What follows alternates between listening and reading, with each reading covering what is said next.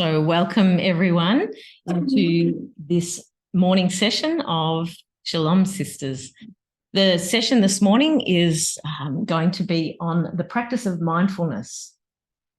And just to recap a little bit of last night. So last night we, one moment, like my screen is doing weird things. Last night we looked at a number of different themes, but particularly around the theme of identity, who we are, who we were created to be. One of the things that I talked about was the different components of who I am, and just keeping it really simple, looking at who I was created to be in the womb, the nature of my spirit that the divine spirit gave me, my DNA, my body, what I've inherited through that DNA, through my genetics, and also my soul, that part of me which is made up of my mind and my heart, my emotions. And I bring that up again this morning because our mindfulness practice is going to draw on this idea that we are made up of body, soul, and spirit. The spirit is the part of us that connects with the divine, and we can sense the presence of God and the divine through our spirits. And our soul is that part of us which connects with the world around us. We are made up of the sum total of our life experiences. That's the third part of my identity. So my spirit, my genetics, my DNA, and the sum total of my life experiences all shape and influence who I am. Mindfulness, just the sort of the standard definition of mindfulness, is paying attention moment by moment to whatever I am thinking or feeling or sensing without judgment or without criticism, without self-criticism. And I feel like there's not a person in the room who doesn't struggle with our self-talk and our self-criticism and the language and the tone of our self-talk, the tone that we speak to ourselves in. Most of us struggle. I don't know anyone who doesn't struggle with that. So mindfulness as a practice is about paying attention to those things, paying attention to our whole selves. What is going on in any given moment? What is going on in my body? Paying attention to my body, paying attention to my thoughts, paying attention even to what is going on in my physical brain, not my mind, but my brain, my actual organ of my brain. What is going on in my heart space, in my heart center? What emotions am I experiencing at any time? So being mindful is just paying attention to these things, noticing, observing, but not being self-critical of those things, but just being like, okay, that's what's happening for me at this moment. And once we can get a bit of distance between reacting to whatever we're thinking or feeling, we're able to get a bit more of a perspective on those things. And then we're able to attend to them after we've been able to observe them. Each one of us is unique. Not one of you or I is going to be the same in any way, because the three things that shape us are unique to us. No one is the same. So therefore, when you're paying attention to yourself, no one else, people can guess what's going on for you, but when you're mindful, you are paying attention to yourself. Experiencing well-being, or in the third space, we talk about shalom, we talk about peace, is a holistic practice. And we can pick and choose, and the standard kind of mindfulness is about our mind and our bodies, but actually we can be mindful in every moment of every day, and we can live mindfully. We can have a lifestyle of mindfulness, paying attention to what is going on in any given moment. It's about being very present.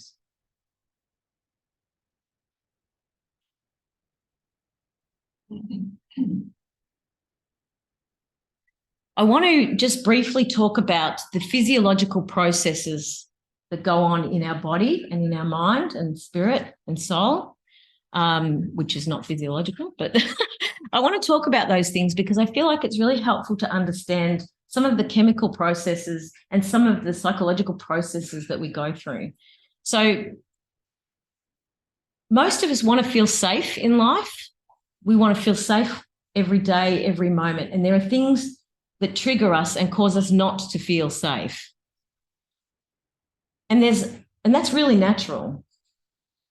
So that if there's something like a lion chasing you or a tiger chasing you, you are going to have a reaction in your brain, in your mind, in your body, you're going to have a reaction, and you are going to run real fast as you can. And it may not be a lion or a tiger, it might be a spider, it might be a snake, it might be some other kind of threat that your body and everything reacts to. What happens with that is that the amygdala, which is the fight, flight, freeze mechanism in the brain, it's a physical part of the brain, but it gets a message from your senses and it says, righto, let's go. And that amygdala sends a message. It sends a message to the pituitary gland at the back of the brain and a message to your adrenal glands above your kidneys. And what that does is it triggers adrenaline and cortisol that help you run really fast. And you know that, you can feel it. Your heart rate increases, your breathing becomes shallow. There's various things there. When that happens, there's a consequence to our brains and to our mind. Some of the consequence is this. When you are running really fast away from a tiger or a lion, you do not need to remember what you had for breakfast.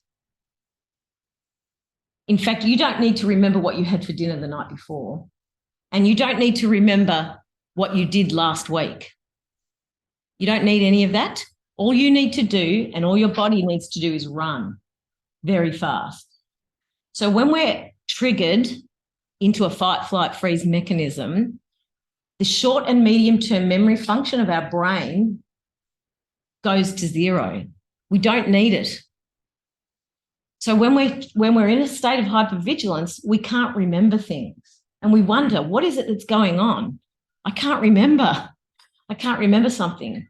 The other thing that happens is that our executive function of our mind, of our brain, also drops down. You do not need to make any decisions in that moment except run. And your brain and your body access your long-term memory because that's what you need to know how to run from when you were a baby. So these three things, short and medium-term memory loss and lack of executive function, decision-making, is some of the consequences of being hypervigilant. Now, the reason that I bring that up is that when we are being mindful, when we're being mindful and practicing mindfulness, not just as a meditation, but as a lifestyle, we begin to pay attention to those things, What's going on? Why can't I remember? Or now, of course, this is not the only reason. I'm not saying it is, but this is the kind of thing that is happening. And so when you're paying attention and you feel like all of that going on, and you start to look at, how am I breathing? What's going on in my body? Am I breathing from up here? Or am I breathing slowly? Or am I panting? Am I not breathing at all? Am I frozen? What's going on? Actually, when you're frozen, that's called hypovigilance. So you've got hypervigilance, when you're running very fast, you've got all this adrenaline and cortisol, but you also can have a hypovigilant moment where it's the same sort of stuff going on in your body, but you're just frozen, you can't move. For some people, that's what happens, when you get stage fright, if you're speaking in front of people, that's a form of hypovigilance. Now, the reason that you have something like stage fright is because the brain and the mind and the amygdala cannot distinguish, this is really important, cannot distinguish the difference between real threat and perceived threat. Now, this is really important to know. When there's a perceived threat, your body is going to respond in the same way because the brain can't tell the difference. So if there's something that you're frightened of, if you've got a fear of, or if there's some kind of, threat to you. So, for example, say you've lived in an area where there's constant earthquakes and you are not in that area, you're somewhere else, but you hear a big, heavy train going down a train track and you feel the vibrations and you hear the noise, and your brain, that is a perceived threat of an earthquake. And so you are going to trigger and go into hypervigilance. Now, that's just one kind of example. There are many, many, many examples all the time, every day, where our brain has perceived threats. And it can be anything from feeling like you don't fit into a particular group of people when you walk into a room. It might be something like, I need to go to the toilet, but it's really awkward because there's a room full of people, and how do I get Sue's attention? And, and so there's this perceived threat of being judged, of being criticized, of being, ostracized. Like, there's all kinds of perceived threats that go on all the time. Am I wearing the right clothes? You name it. Then of course, over the last 3 years, we've had, for the most part, a huge perceived threat that has been hammered at us constantly over the last 3 years. And yes, it is a real threat, but it's not an imminent real threat. It's a perceived threat for the most part. And so for most people over the last 3 years, there's a degree of hypervigilance and that we're experiencing every day, just on top of our normal things that trigger us. So the practice of mindfulness helps us to identify what is going on. What is going on in my mind? What is going on in my body? How am I feeling emotionally? And what it does is we observe that. Rather than engaging with it or reacting to it, we just observe it. What is going on? Why can't I breathe right now? Why am I feeling so, unwell? Or why can't I remember, something I need to remember? All of these things, these are the kinds of things that's really helpful for us to pay attention to moment by moment and just observe them. And once we've observed them and got a bit of distance with them, then we can take a few breaths. Now, onto the breathing. So mindfulness is, for the most part, synonymous with the breath. Like, that's, when you talk about mindfulness.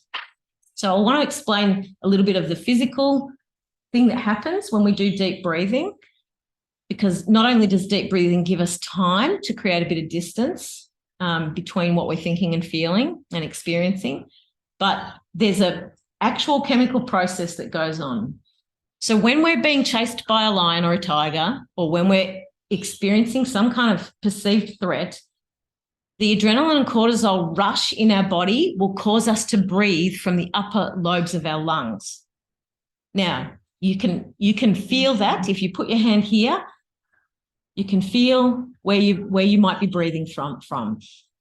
Some of you might be feeling a bit like that right now, breathing from the top lobes of the lungs. Now, the thing is, when you're running, all you need to do is short, sharp breaths. Breathe, breathe, breathe, breathe, breathe, breathe, breathe. Quick, quick, quick, quick, quick. Quick hits. The problem is that the upper lobes of the lungs are not as efficient or as effective as the lower lobes of the lungs. Now, the lower lobes of the lungs have a higher capacity for the carbon dioxide oxygen exchange process. So when you breathe from down here, the blood that's running through your lungs is more highly oxygenated than when you're breathing from up here. The first thing that happens to the highly oxygenated blood that comes through your diaphragm, through your lower lobes, is it travels immediately to the heart, and from the heart up the carotid arteries into the brain. When you breathe deeply for about 10 breaths or 2 minutes, that is enough time for the highly oxygenated blood to flood the organ of the brain and flood it with oxygen, and the amygdala part of the brain receives the oxygen. Now, the amygdala is the fight, flight, freeze mechanism. When it has a lot of oxygen coming through, it says, oh, the threat must be over, because I'm not going to get that type of blood when I'm running. It can't do it. So when you have this highly oxygenated blood, it floods, and then the amygdala sends the message to the rest of the body, sends the message straight to the pituitary gland at the back of the brain, sends the message to the adrenal glands. Stand down. You don't need the adrenaline and cortisol anymore. It's okay. You can be at rest. And so that undoes this process. When you are being mindful, when you're paying attention and you notice these things going on in your being, then you can take some action. And the first action that's really helpful is to do some deep breathing. So even though the perceived threat is still there, or because it is mostly perceived threat, you can reverse this mechanism and come to a place of peacefulness. In the third space, we talk about shalom all the time. Shalom being a Hebrew word for peace. And like I said last night, many of us just think about the word peace in English anyway as the absence of conflict, which it's so much more than that, but the English language can be so limited. So shalom peace, the way I'm sharing it today, is peace in our bodies, our mind, our emotions, and in our spirit. And when we have that sense of peacefulness throughout our whole being, it gives us so much more opportunity to experience the fullness of life, because we're present, paying attention. We can look at the beautiful nature that we're in, or we can listen to the sounds of our environment, and we can enjoy those things because our whole being is in a place of peace.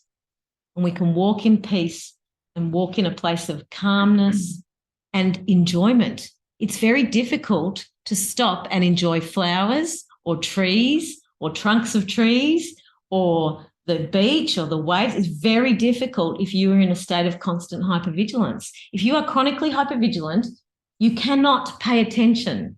Your short and medium-term memory is not working properly. Your executive function is not working properly. Your body is tense and full of adrenaline and cortisol and a million other things.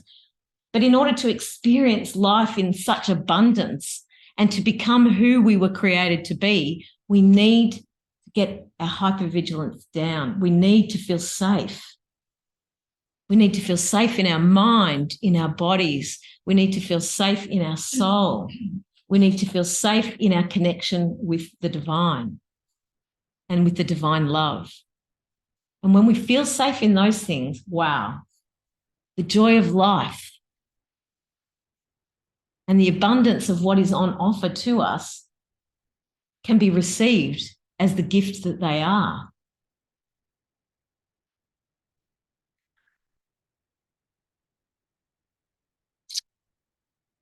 Now, I was going to whiteboard some things, but just for the sake of time, I'm just going to read out some things and maybe get some input from you guys. So I want us to think for a moment about what are the signs of me being hypervigilant, of not feeling safe. What do I notice about myself when I don't feel safe? What are the sorts of things that are going on? So I'll give you a few, and then if you can think of others, please give me a shout. Fast breathing, breathing from the upper chest, fuzzy thoughts, anger, wanting to punch someone or something, freezing, negative or catastrophic self-talk. Any others that people can think of straight away? Dry mouth. Awesome. Yes. My heart flutters. Heart fluttering. Amazing. True. Yeah. Strange feeling in your arms. Strange feeling in your arms. Yeah. Yeah, because of the lack of blood supply, right? Yeah. Amazing. That's so true. Tense shoulders and headache. tense shoulders and headaches. Yep. Jaw clenching. Voice lines. You've Get high-pitched voice, yeah, or yeah, like tension in your throat, constrained throat. Yep. Great. Amazing. racing thoughts. Racing thoughts. Yep. Distraction.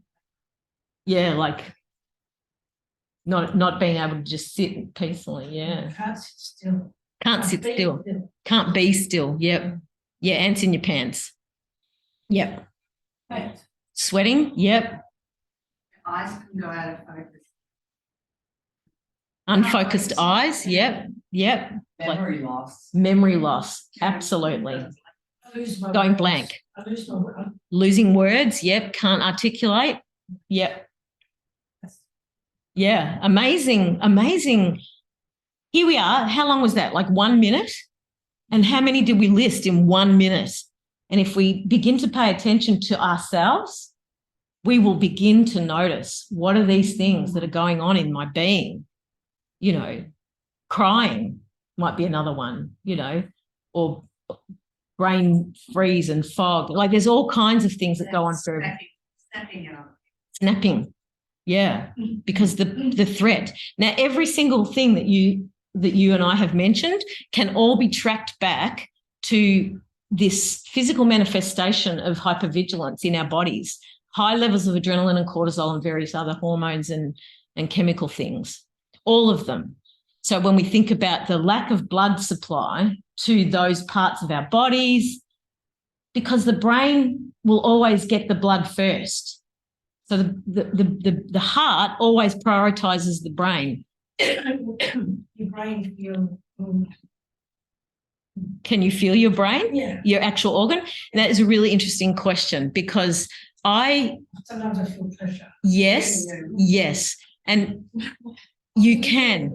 No, you can. You can. And it's a weird thing. So when you are very practiced at mindfulness, and Michael Graham, who is the other facilitator in the third space of mindfulness, he's amazing the way he's helped me learn. But what he does is like paying attention moment. So he will like a body scan, like Sue did last night, but isolating how your brain feels is another form of that. Isolating how your fingers feel, isolating how your gut feels, or your lungs, or your fingers or your toes, or whatever, So, in the stress response, Yes. my understanding is that blood goes to major muscles. So, Yes. and away from the digestive Yes, organs, away from the digestive and organs. away from the brain too. Yeah. Like or it's constricted. Yes. Constricted blood supply to the brain, but it prioritizes the major muscle groups. Yeah. So the oxygenation, the oxygen is constricted. Yes. Yeah, yeah. Still always prioritized in terms of blood supply, but because there's a lower level of oxygen, the brain is not functioning as it should. And yes, you need oxygen in your major muscles if you're running really fast. And so that's right. That's exactly right. So all of these things can sort of, I'm sharing this with you because I feel like it's helpful. Sometimes people are like, oh, why do I need to learn mindfulness? Like whatever. But this is just one tool that we can use. There's many tools. This is just one of them. And that, certainly I've found quite helpful. I also find that mindfulness is a fantastic foundation for meditation, because how do I get into a meditative or contemplative state if I'm up? I can't be peaceful. I can't hear the voice of God speaking into my spirit, if I'm. And so mindfulness, the tool of mindfulness is just one of these great things that help us come into that place of rest and peacefulness in life, in relationships. We don't need to, we can just be chilled like that. So I want to just quickly talk about the deep breathing. Now, it is meditation and mindfulness isn't called a practice for nothing. It is actually something we need to practice. When we are sleeping, not always, but when we're sleeping, our mind is a little less engaged, mostly, should be, hopefully. And the body will naturally fall into a place of deep breathing and breathing from the lower lobes. That's what happens when we're sleeping. When we're not sleeping well, part of it is because we don't feel safe. Not always. I'm just using big general statements. Please hear me on this. But when we don't feel safe, even in our own beds, or when we've got these perceived threats running around, like a big appointment or a flight the next day. So the perceived threat, I'm going to miss my flight, that is a perceived threat. Our body is going to respond to that perceived threat. It just will. And for the most part, people don't sleep very well before a flight. How many dreams have I had about missing flights? But these things cause our bodies to respond. And so we need to learn, pay attention, what is going on in my body, mind, spirit, take it down a notch. Address the perceived threat sometimes is helpful. No, you're not going to miss your flight. You've set your alarm. Sometimes we've got to go through that process, but you can't go through that process if you don't know you're in that process. So creating that distance in your mind.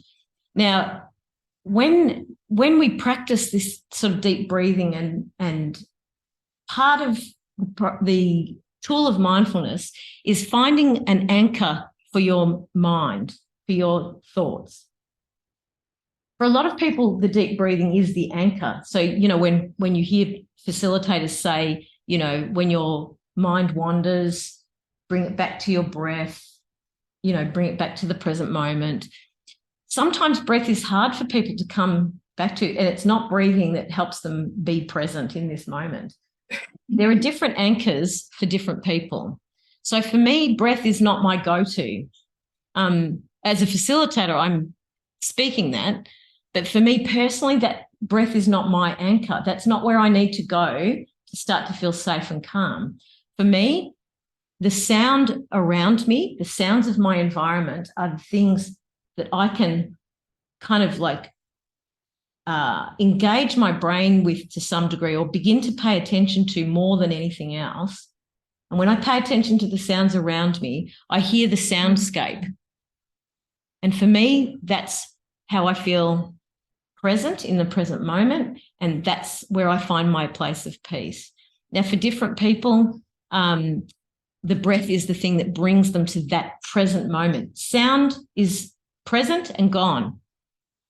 It's like breath. You can't store it up. It's just here right now, and then it's gone. And you can't grab something from the future. So that's the case. For some people, it's sight. And for some people, closing their eyes is not a safe thing for them to do.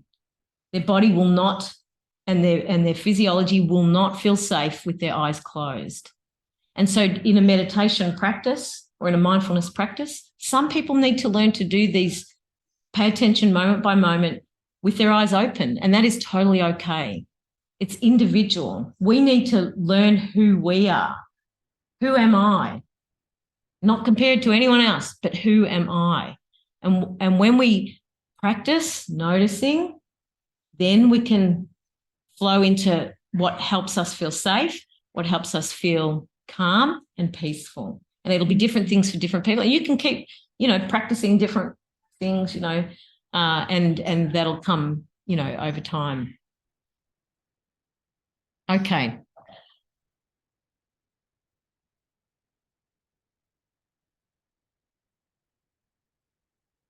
Mindfulness can be a lifestyle, I believe. It can be a way of living. We can practice mindfulness when we're eating. We can practice mindfulness while we're walking, while we're showering. We can practice mindfulness at any time, in any place. I use the mindfulness techniques when I'm going to sleep. When I'm lying down, I do body scans. I do my breathing. Mindful eating is amazing because you slow down and you're paying attention to what you're eating. and you're paying attention to the sensation in your mouth, and you're enjoying that moment of having that, your taste buds are only in your mouth. They're not down in your throat or your belly. Once it's gone past your mouth, it's done. And so mindful eating, mindfulness, the like tennis and sports people do practice mindfulness. That a tennis player has to be extremely present in that exact moment.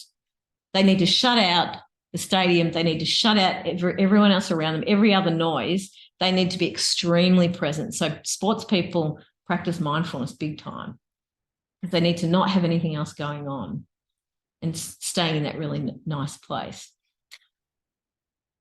What I want us to do now is I invite you to lie down on the ground if you want to, or you can stay seated. But what I want to do is just a bit of breathing and then do a little bit of practicing of some of these using these tools. So placing a hand on your belly,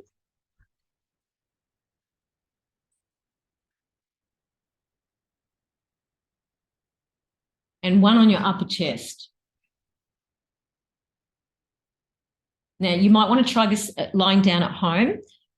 Lying down is the easiest way to make the distinction between your diaphragm, your upper and lower lobes of your lungs. It's the easiest way to pay attention. Well, you can do it sitting, but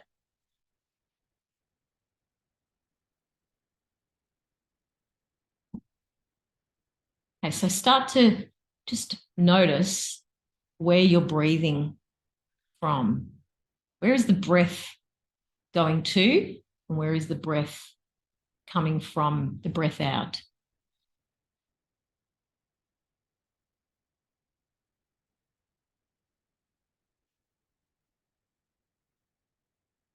Noticing the rhythm of your breath.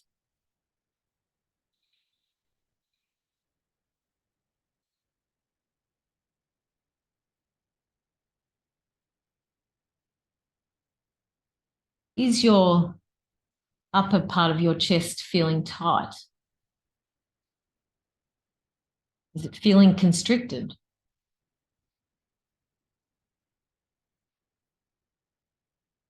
Just noticing, just notice what is going on today with your body in your breath.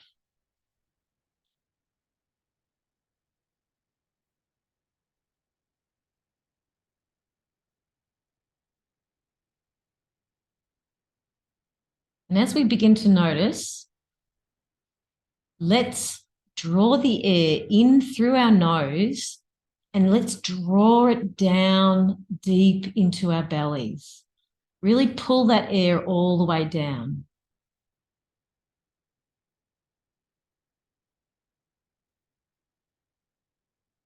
The hand on the bottom part of your chest or near your belly, especially when you're lying down, should rise and fall more than the hand up the top. So you can practice and do it a bit pronounced, where you're literally pushing that lower hand out and feeling those lower lobes expand.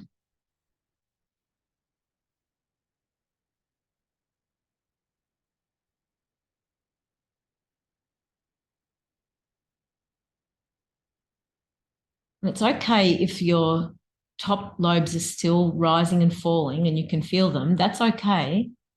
But see if you can consciously draw the air all the way down such that the upper lobes are still.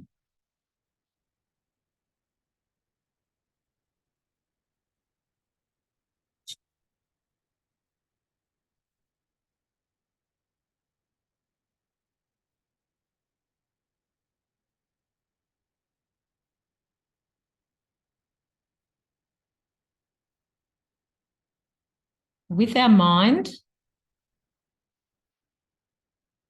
we're going to bring our attention or our focus and our consciousness onto the sensation of our body's breathing.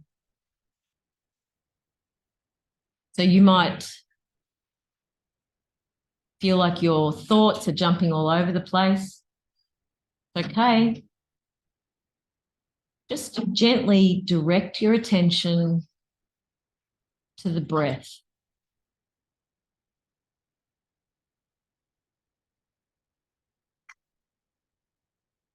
Directing your attention to what your hands are feeling. What are your hands feeling at the moment?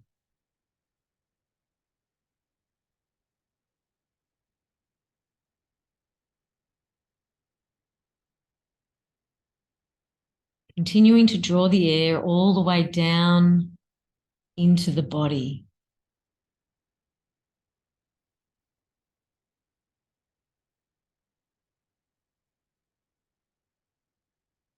Okay, we're going to activate our imaginations now. And we're going to imagine that our mind is a bowl or a ball, glass ball or a bowl. And inside the bowl or the glass ball is water. And the water is representing our thoughts. And looking into our imagination, just notice what is the pattern or what is the water doing in the bowl? Or what's happening with the water in the ball, in the glass ball? Is the water bouncing all over the place? Are there big waves? Are the patterns of our thinking just like a tsunami?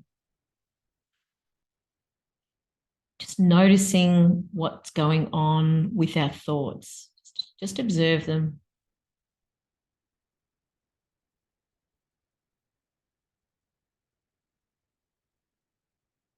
And as we observe them and then draw our focus back down to our breath or our bodies, we're just going to use our imagination to imagine that our thoughts are becoming still, that the water in the bowl is becoming still. It doesn't need our focus and attention at the moment. Thoughts are falling quiet.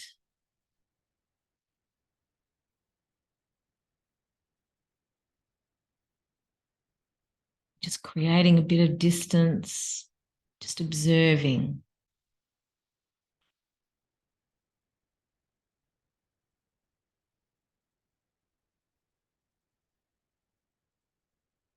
Beginning to draw our focus now back out onto our bodies and feeling the gravity drawing our bodies down towards the earth.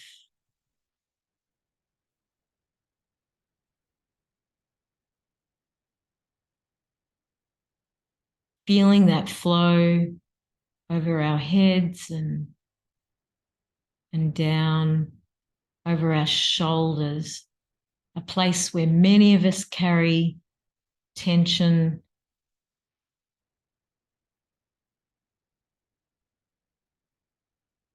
And with the next few breaths out, really releasing our shoulders and yielding to the gravity. Allowing the gravity to draw us down towards the earth. Allowing our shoulders to drop down. We are connected to the earth.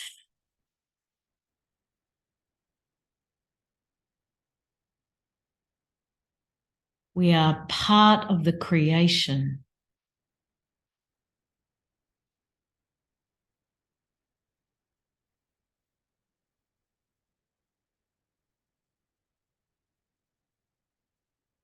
Yielding to the gravity,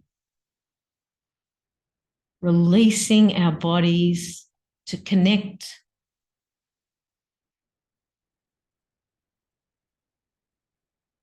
Noticing where our body is touching and what it's touching.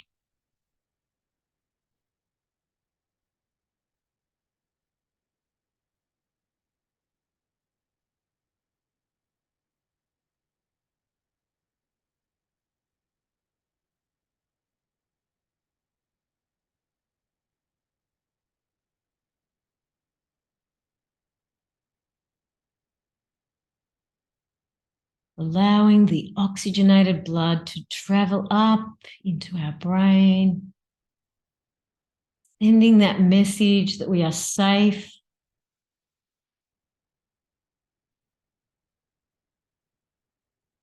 sending the message that we are loved.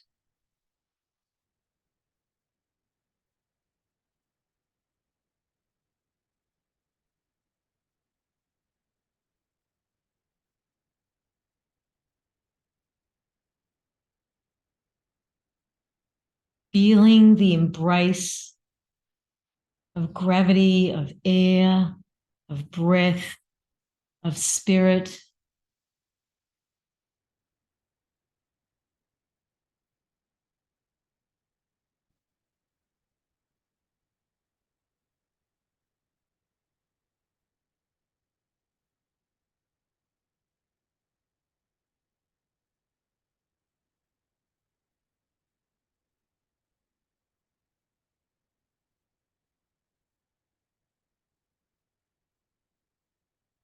As we sit together in this place of peacefulness, of safety, of belonging.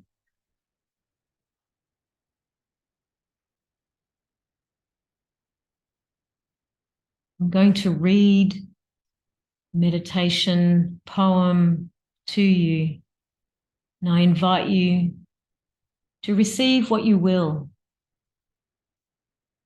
Receive what Spirit might be saying to you in this moment.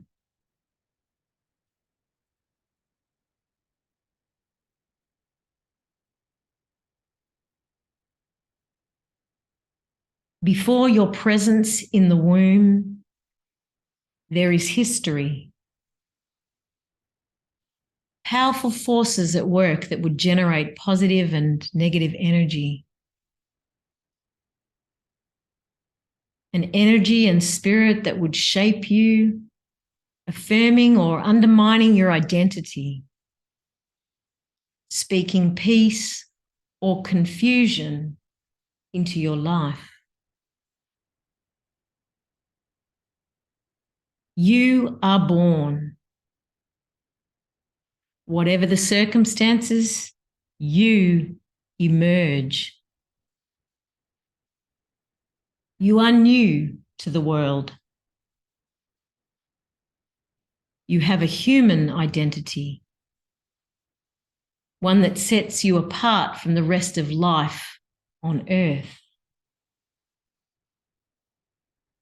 You are unique.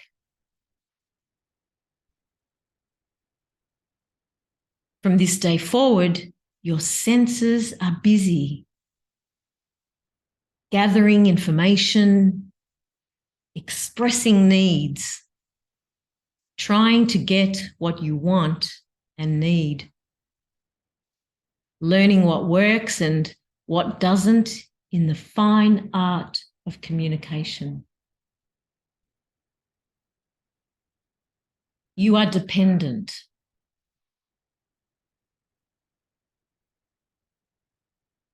You have a life of your own, increasingly aware of your environment, the influence and pressure of others, feeling the weight of their opinions. You want to make choices.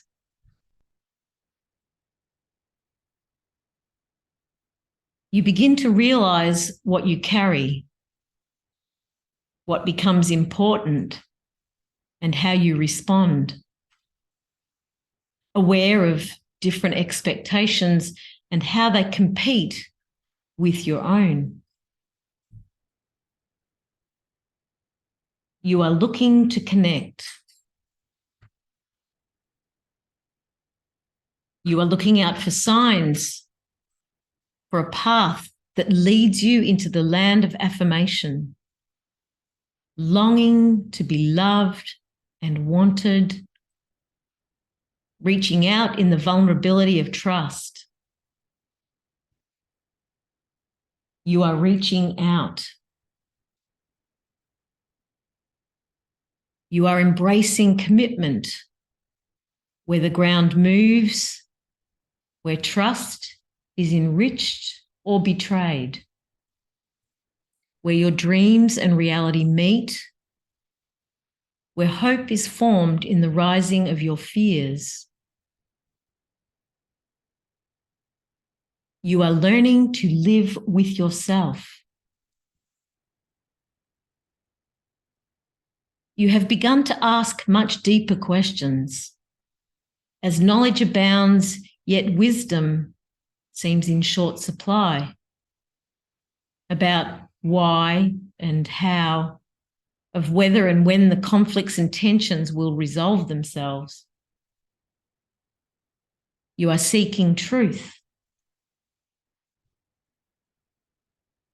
Your passion is growing to right some wrongs, where anger, frustration, and the tears of powerlessness rage on, washing as ocean's relentless tide the disillusioned heart and agony, the iron in your soul. You are facing who you are.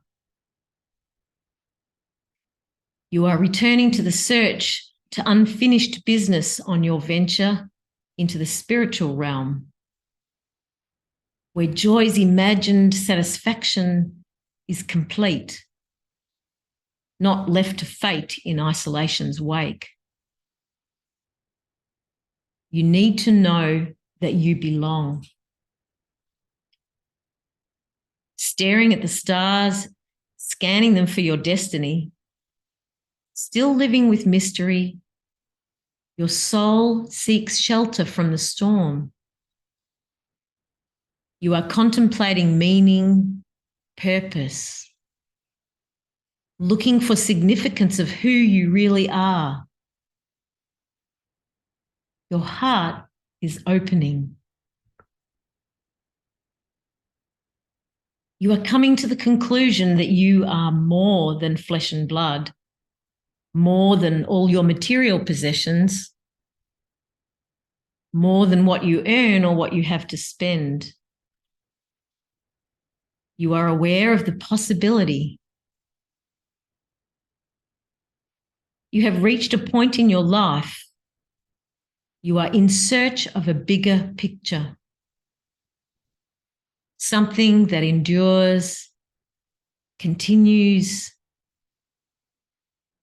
something before and beyond all that you can imagine. Maybe you are beginning to see yourself in a bigger context. Perhaps more than ever, needing to connect with what is out there and bringing it home. You are special. You are not alone. You can know as you are known. You are unique. You are safe in your skin.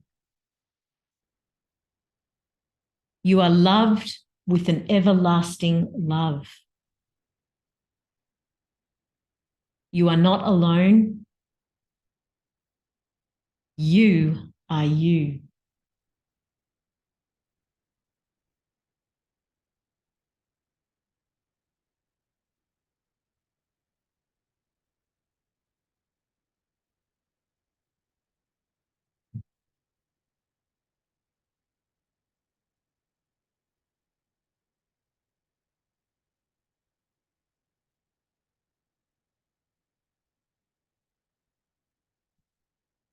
We're going to draw our time meditation together to a close. I invite you to allow your conscious thoughts to come back into the center of your mind. And as we take a deep breath in, when you exhale, gently opening your eyes and coming back into the company of others. Be at peace, my friends. Shalom.